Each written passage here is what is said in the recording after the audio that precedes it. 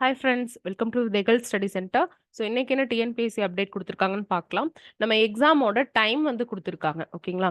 So morning என்ன time, வர வேண்டிய டைம் என்ன, நம்ம கொடுத்துருக்கிற கன்செஷன் டைம் என்ன, எப்போ எக்ஸாம் ஸ்டார்ட் ஆகுது அப்படின்னு சொல்லி. ஸோ மேக்ஸிமம் அந்த எக்ஸாம் வென்யூக்கு 8:30க்கே போயிடுங்க. 8:30 to 40க்குள்ள போயிடுங்க. சரிங்களா? அதுக்கு முன்னாடி போக வேண்டாம். ஏன்னா சாப்பிட்றது ஒரு 8 மணிக்கு சாப்பிட்ற மாதிரி பார்த்துக்கோங்க. அதுதான் கரெக்டாக இருக்கும். அதுக்கடுத்து பார்த்தீங்கன்னா பிற்பகல் வந்து எத்தனை மணிக்கு வர வேணும்னா 1:30க்கு. பட் நீங்கள் அது ஒரு 1:45 போட்டுக்கலாம். ஏன்னா நம்ம அந்த சரௌண்டிங்கில் தானே இருப்போம். ஸோ ஒரு 1:45 போனீங்கன்னா எக்ஸாம் வந்து ஸ்டார்ட் ஆகுது, 2:30க்கு முடியுது. சரிங்களா?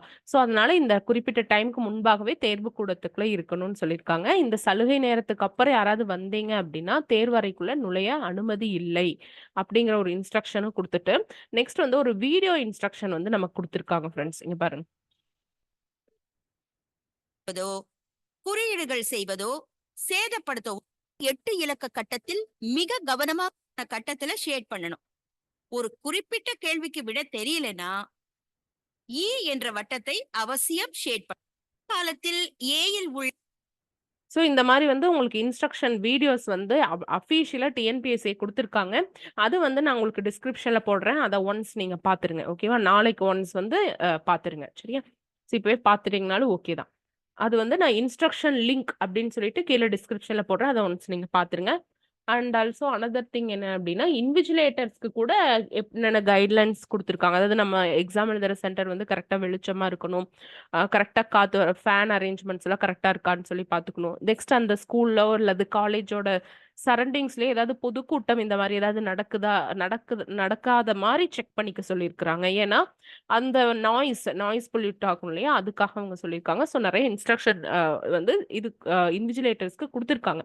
பட் அது நமக்கு தேவையில்லை. ஓகேங்களா? ஸோ நம்ம ஸ்டூடெண்ட் கொடுத்துருக்கிறத மட்டும் நீங்க பார்த்தீங்கன்னா போதும். அடுத்தது கம்பைன் டெக்னிக்கல் சர்வீஸ் எக்ஸாமோட கன்சால்டேட் மார்க் ஷீட் வந்து பப்ளிஷ் பண்ணியிருக்காங்க. ஸோ எழுதினவங்க நீங்க வந்து பார்த்துக்கலாம். ஸோ கன்சால்டேட் மார்க் ஷீட் வந்து கொடுத்துருக்காங்க. அவ்வளவுதான். ஓகேங்களா? ஸோ அதுதான். ஸோ இந்த இன்ஸ்ட்ரக்ஷன் வீடியோ மட்டும் நீங்க ஒன்ஸ் வந்து பார்த்துருங்க. ஓகேவா? அதுதான் வந்து கொடுத்துருக்காங்க. இன்விஜிலேட்டருக்கும் கொடுத்துருக்காங்க. அடுத்தது பார்த்தீங்கன்னா கம்பைன் டெக்னிக்கல் சர்வீஸ் எக்ஸாமோட இன்டர்வியூ போஸ்ட் இருக்கீங்க இல்லையா, அதோட ரிசல்ட் எப்போ வரும்னா ஏப்ரல்ல வந்துரும் அப்படின்னு சொல்லியிருக்காங்க. ஓகேவா?